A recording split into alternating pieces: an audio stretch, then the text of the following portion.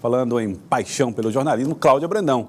Cláudia Brandão, editora-chefe do jornal Cidade Verde. Cláudia, boa tarde para você. Boa tarde, Joelson. Boa tarde aos nossos telespectadores. Daqui a pouco, no jornal Cidade Verde, Cláudia Brandão vai apresentar para vocês todas as medidas, né, Cláudia, que foram tomadas pela Prefeitura via decreto para restrição das atividades econômicas nesses últimos 4 dias antes da retomada das atividades. O que estão chamando do esforço final, aquele esforço concentrado para que no dia 6, quando houver o início da abertura ou da flexibilização das atividades econômicas, a gente possa ter uma situação mais tranquila, especialmente com relação à ocupação dos leitos de UTI aqui na capital. Tá aí, então, Cláudia Brandão. Daqui a pouco, 7h15 da noite, Cláudia Brandão, Jornal Cidade Verde. Cláudia, mas eu quero contar para vocês essa história aqui, olha só, Cláudia. Tá no cidadeverde.com, tá lá, ó. Sem oxigênio, médica sai em carro com paciente à procura de socorro. Está no destaque do cidadeverde.com a história da doutora Andréia. Doutora Andréia, que é essa senhora aqui, estava de plantão na unidade básica de saúde, da UBS, lá do bairro Mocambinho, e recebeu um paciente de 62 anos. Esse paciente de 62 anos, ele tinha problemas de dificuldade de respiração, estava num quadro um pouco mais complicado da Covid-19.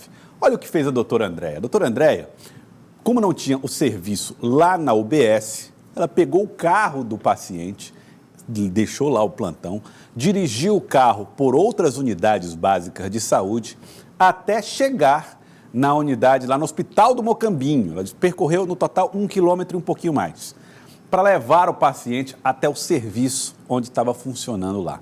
É uma história emocionante, de empenho, de dedicação de uma profissional de saúde que entende que não está no hospital para cumprir plantão, que não está no hospital para bater ponto, que está lá para salvar vidas e fez o que precisava fazer. Assumiu responsabilidade? Sim, mas ao mesmo tempo garantiu que estava lutando pela vida de um paciente. É um gesto interessante, corajoso. Corajoso. Há profissionais e profissionais, né, Joelson? Como você bem disse, é a gente que vai cumprir plantão. E há aqueles que vão assumir um compromisso em defesa com a vida, assumindo funções que não estão previstas dentro dos seus atributos de médico, né? Como você disse, ela correu até algum risco, mas o compromisso dela de salvar aquela vida, o grau de envolvimento com o paciente falou mais alto. É bonito a gente ver exemplos como esse, chega a ser emocionante de fato. É verdade. Doutora Andréia, o nosso respeito, o nosso abraço. E, aliás, se você quer conhecer essa história em detalhes, está aqui a doutora Andréia, olha aí. Se você quer conhecer a história em detalhes, acesse o cidadeverde.com. História muito curiosa e de um resultado bem sucedido, de famílias que precisam desse tipo de atenção. E chega numa UBS desesperado, preocupado, sem saber como é que vai ser o atendimento do seu familiar, precisa desse tipo de resposta, desse tipo de atenção e desse cuidado. Vamos a Brasília? Délio Rocha, direto da capital federal, trazendo informações para nós ao vivo aqui no Jornal do Piauí, correspondente da Cidade Verde em Brasília. Délio Rocha, boa tarde. Olá, Joelson, boa tarde para você, para a Cláudia Brandão, meu boa tarde a todos. O IBGE divulgou hoje mais uma pesquisa nacional por amostra de domicílios, abrangendo o último trimestre, abrangendo aí março, abril e maio. E esse levantamento mostra aquilo que a gente esperava, revela que a economia brasileira foi muito afetada negativamente pela pandemia do novo coronavírus, mostra o crescimento do desemprego, conforme essa pesquisa. O desemprego no Brasil, o número de desempregados já se aproxima de 13 milhões. E eu tenho aqui, Joelson e Cláudia, alguns outros números dessa pesquisa. Vamos conferir. A taxa oficial de desemprego no Brasil é de 12,9%. Número de desempregados, 12 milhões e 700 mil pessoas. Fechamento de postos de trabalho, 7,8 milhões em relação ao trimestre anterior. Pessoas na fila de emprego, houve um aumento aí de 3%, que representam 368 mil pessoas a mais nesses últimos 3 meses. Empregados com carteira assinada, redução de 2,5 milhões. Trabalhadores sem carteira assinada, queda de 2,4 milhões. Trabalhadores por conta própria, redução de 2,1 milhões. Um outro número dessa pesquisa que chama a atenção é da população desalentada, 5,4 milhões de pessoas. Essa população, ela reúne, Joel, são aquelas pessoas que já desistiram de procurar um emprego. Você até falou mais cedo, no início do jornal, citou que são aquelas pessoas que já jogaram a toalha. E é isso mesmo, são pessoas que perderam a esperança de encontrar um emprego. E esse número, neste tempo de pandemia aí, é recorde no país. Joelson. Número de desalentados, né, Cláudia? Muita gente. Muito triste esse número que o Délio traz, 12 milhões e 700 mil pessoas desempregadas. Agora, eu queria perguntar ao Délio, não sei se ele tem essa informação, como é que está a situação do indicado ao Ministério da Educação, o Darcotelli? Toma posse ou não toma posse? Olha, Cláudia, ele ia tomar posse. Ontem o presidente Jair Bolsonaro, ontem surgiu a informação de que ele poderia não tomar posse, né, que a posse seria adiada, mas aí o presidente confirmou aí que essa posse iria sair, só que surgiram novos fatos que fica aí em dúvida se ele vai realmente assumir o MEC ou não. Para quem está nos acompanhando agora pelo Jornal do Piauí, eu queria ser bem breve, né? O ministro da Educação, esse que foi indicado, Carlos Alberto Decotelli, quando ele foi anunciado, o presidente Jair Bolsonaro leu o currículo, né, de Carlos Alberto Decotelli. No currículo constava que ele fez um doutorado na Argentina. Esse doutorado já foi desmentido pela universidade dos nossos vizinhos. Aí também constava um mestrado na Fundação Getúlio Vargas. Nesse mestrado aí, houve uma constatação de plágio em 12% do trabalho.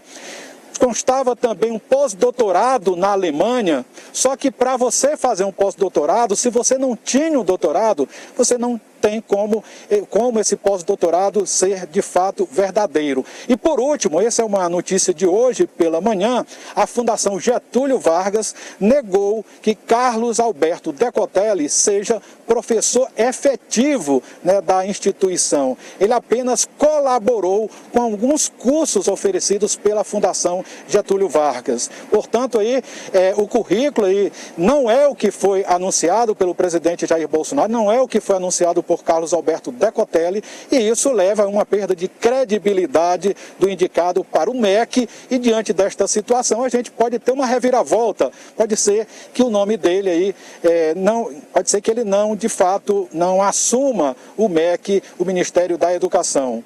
Joelson. Eu já li até na imprensa nacional que haveria outros 4 nomes numa lista dos indicados, né, dos padrinhos, vamos dizer assim, do Decotelli, que seria o general Heleno, possíveis nomes aí para assumir essa função. Porque é realmente começar com o pé esquerdo, né, Cláudia? Não é uma prerrogativa, não precisa ter diploma, está aí o ministro, talvez ministro Decotelli, não precisa ter diploma para ser ministro da Educação, não precisa ser doutor, não precisa ter pós-doutorado. Mas uma vez precisa inventar, né? Uma vez dizendo que tem e não comprovando, isso fica muito estranho. Porque atinge justamente a credibilidade do sistema acadêmico, atinge a credibilidade dos títulos de ciência, que é justamente daquilo que ele vai cuidar caso assuma o Ministério da Educação. Mas, pelo visto, Délio e Joelson, a posse dele segue tão indefinida quanto o próprio currículo. É verdade, sem saber exatamente o que é fato. Agora, Délio, vamos falar um pouco a respeito da seleção que deve estar, uma proposta, né, na verdade, um projeto que propõe a forma de escolha de profissionais de saúde no Brasil. O assunto está sendo discutido por proposição de parlamentar piauiense, Délio. Joelson, olha, tem uma frente, amanhã vai ter o lançamento de uma frente parlamentar mista da reforma administrativa, uma frente aí que reúne 226 parlamentares, entre deputados e senadores, de 23 partidos diferentes, e uma das temáticas dessa frente é exatamente a que envolve a seleção, o acesso, né, ao serviço público no Brasil. E quem vai coordenar este grupo de trabalho é o deputado Flávio Nogueira, do PDT do Piauí, que defende, Joelson, por exemplo, aí uma burocracia menor no serviço público, concursos mais rigorosos e que possam garantir um serviço na administração pública de fato efetivo, né, com qualidade melhor. E o deputado Flávio Nogueira falou mais sobre esse grupo de trabalho e sobre a reforma administrativa. Vamos conferir. Ele dá importância à reforma administrativa porque nós sabemos que o serviço público precisa ser modernizado. Há muitas profissões que hoje não mais existem, como é o caso do datilógrafo e outras profissões que durante o tempo foram, portanto, sendo ultrapassadas pela tecnologia. Sendo assim, é necessário que nós tenhamos o cuidado de já, ao abrir novamente os trabalhos do Congresso Nacional, deixando essa parte remota, para que nós possamos estar debatendo isso. E antecipando ao próprio governo, já estamos elaborando um projeto para que possamos acoplar ou melhorar ou emendar a reforma que vem do Executivo. Essa frente parlamentar, Joelso, ela pretende aí, até o final de agosto, elaborar um projeto de reforma administrativa, incluindo aí a questão dos concursos no Brasil, que essa parte aí será coordenada pelo deputado Flávio Nogueira. E esse projeto deve se juntar a um outro, deve tramitar aí de forma conjunta com uma outra proposta do governo federal que está sendo elaborada. Aí a ideia é que haja uma fusão para que seja aprovado no Congresso Nacional uma reforma administrativa que seja de fato importante e que funcione no país. Joelso.